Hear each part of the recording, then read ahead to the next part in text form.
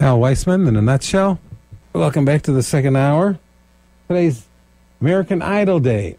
And in the studio with us is David Radford, who was an American Idol contestant in the 5th season, and he finished in the top 10 of the male finishers, which was great.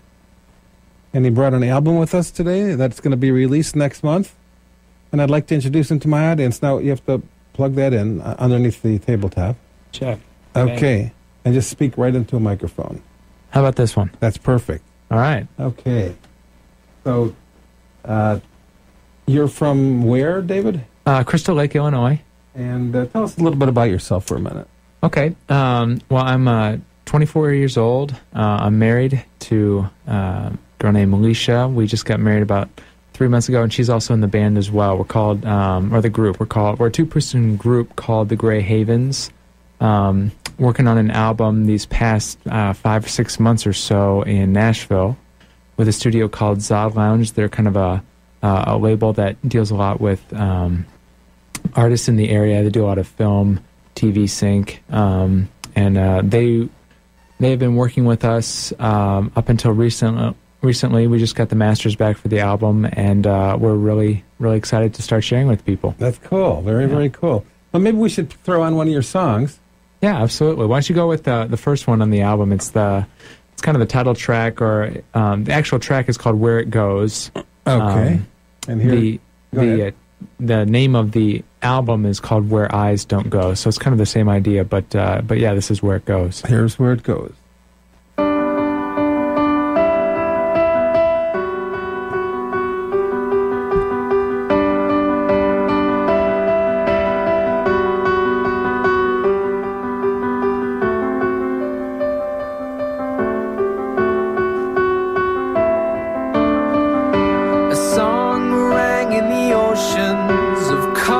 Surrounded by the stars inside the universe before it bursted into light.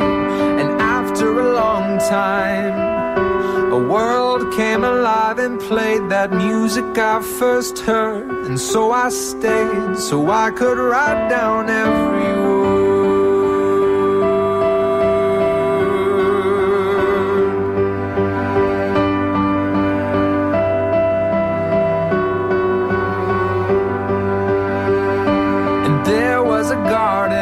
Never was such beauty seen in all the earth, and not again until the day when it returns. And there was a loud cry, alive were the voices as they sang the words. And ever since they've been singing, it goes underneath where eyes don't go. A sound that keeps the beat that holds alive the song. I listen close. Do I follow? Do I follow?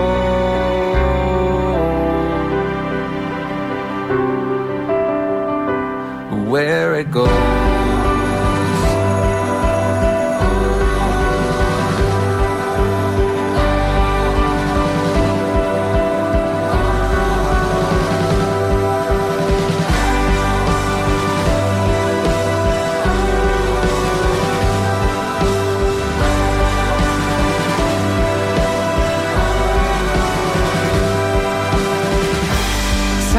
And banners raised, and kings with the power changed that song that first began. And it was lost and buried deep and covered then. A chorus and angel lights proclaimed on that starry night that shook the world. A king arose and he was singing. It goes underneath where eyes don't go. A sound that keeps the beat that holds alive the song you need to know. Will you follow? Will you follow? Underneath where eyes don't go.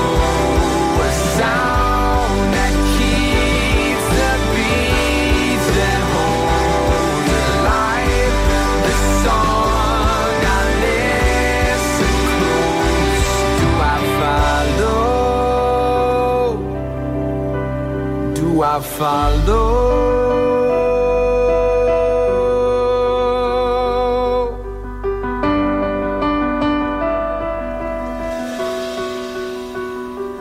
Where it goes. Al Weissman in a nutshell. We just heard Where It Goes from the new album, Where Eyes Don't Go. David Radford's new album, what's part of the Grey Havens. Now, did you say that your wife was the other person in the Grey Havens? Yeah, she is. What's her name? Alicia. Her name was, before we got married, it was actually Alicia Keys. So it's kind of that one was already taken. Yeah. So yeah, we started dating, and actually I had no idea that she sang. And so about halfway through us dating, we dated for about 9 months. Halfway through it, my mom was teaching her voice lessons because my mom's a voice instructor. And you're kidding? No. So she just said, asked Alicia if she'd be interested in taking voice and maybe a little bit of guitar, and Alicia said sure. I'm sure it was just kind of a way for my mom to get to know Alicia more. And then as fate would have it, Alicia started singing, and it really sounded great. She'd never sang anything before. She never sang before that? No, I mean, in her room to musicals. Yeah, you know, like we all do. You know? Yeah. So, but nothing. And 6 months later, she's in the studio in Nashville and laying down tracks, and she did great. Wow, so we're really proud of her. Cool story. Yeah. What does your wife do otherwise? She actually works at Starbucks. She's actually there right now. Otherwise, she'd be here. Yeah, she's a barista, certified officially, I think, 2 weeks ago. So, and then she also works at our home church as activities director for the youth program there. Oh, that's nice. Yeah, that's a nice thing to do. Yeah, and we play locally every week in Crystal Lake at Conscious Cup Coffee. We're usually there from about 5 to 6 p.m. and playing our stuff live. And as soon as the album comes out officially, we'll be able to sell it there, and along with all other stuff. We actually coming out with our own blend of coffee. You're kidding? No. So it's going to be the Grey Havens blend of coffee. Cool. We're really excited about it. Okay, that's great. You appear how frequently? Every week at Conscious Cup. What day?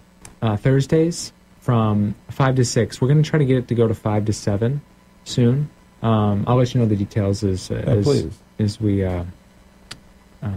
keep going with that. But yeah, as of now, it's every Thursday from 5 to 6. And where's Conscious Cup of Conscious Coffee? Cup is in Crystal Lake. It's right across the street from the Village Squire and the movie theater.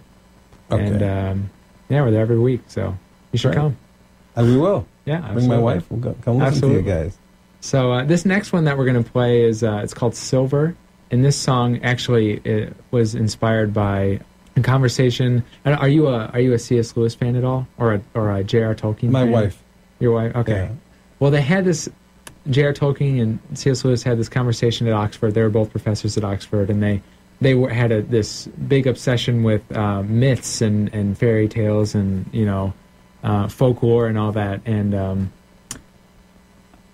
C.S. Lewis would say they're lies, and they're lies. They're beautiful lies, but they're breathed through silver. And so this song is kind of taking that idea of silver represents kind of the non-truths, and then kind of playing them and testing them against things that other people are saying are true, kind of a thing. So that's just kind of a little bit of a background of what this one's about. It's called Silver. Okay, let's listen to it.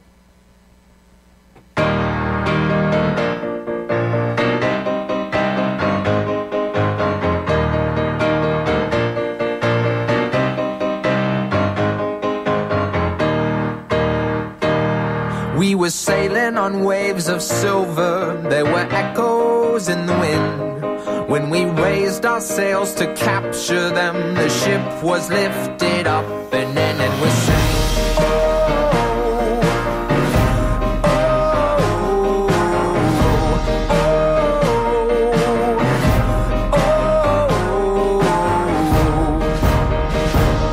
Now the country that we came from, they play silver melodies, and the kings and queens all write their dreams on silver pages. We would read and we sang.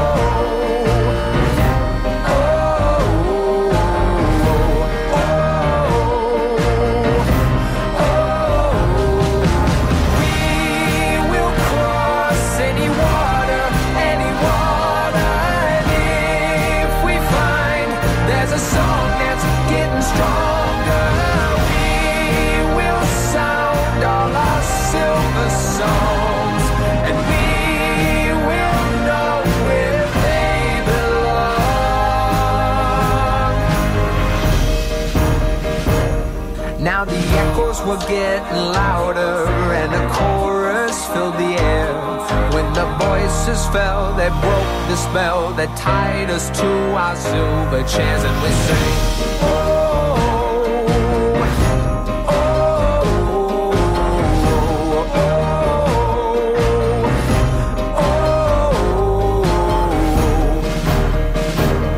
we were taken through the shadows, we were carried through the night. When the sun appeared, my God, my fears of silver melted in the light. And we saw the world with different eyes, and we sang,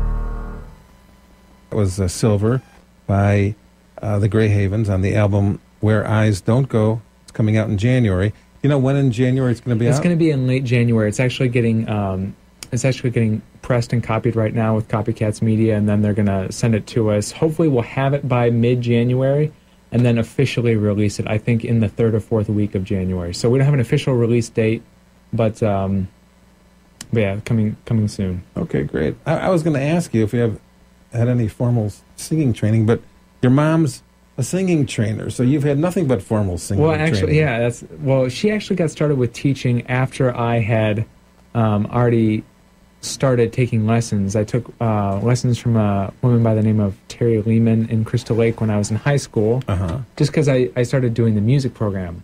Here's kind of a bit of a confession. When I was a freshman, I had no interest in choir. I had no real interest in singing any kind of formal thing. I was just band. I played trumpet. So we had a trumpet on every track. That's where that comes from. But